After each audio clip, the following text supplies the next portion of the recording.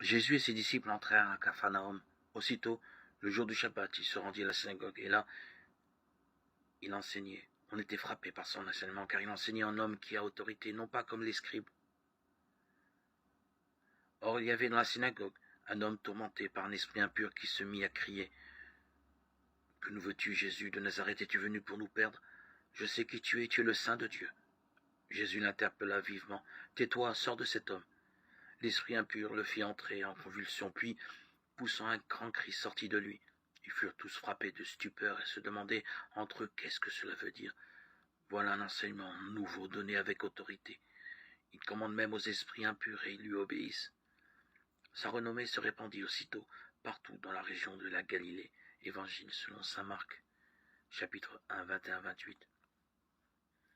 Le jour consacré à Dieu, dans le lieu où l'on se réunit pour écouter sa parole et le prier ensemble, se lève une parole autre, concurrente, qui prétend se mettre au centre de l'attention de tous et occuper la place et le temps réservé à Dieu, parce qu'elle occupe déjà le sanctuaire privilégié de Dieu, le cœur d'un homme.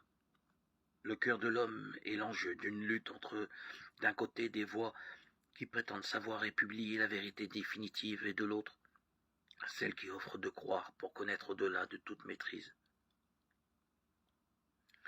Établir les conditions pour que la foi puisse être accueillie, reconnue et choisie demande de faire taire toute autre voix.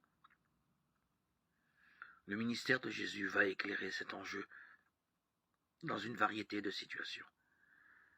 En donnant sa vie jusque sur la croix, il atteste de l'échec de la haine, de la violence et du péché, à régir le monde et à condamner les hommes au désespoir.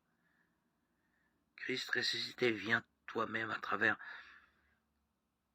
les portes fermées de mon cœur, chasser les voix discordantes, des peurs, du mépris, des jalousies, de la haine, des rêves, des humiliations, des fautes qui occupent mon cœur et prétendent être ma vérité ultime, et détourne de toi mon attention et mes forces. Ô Seigneur, sois mon silence, ma liberté intérieure. Ouvre mon esprit et mon cœur à ta parole et à ton attente.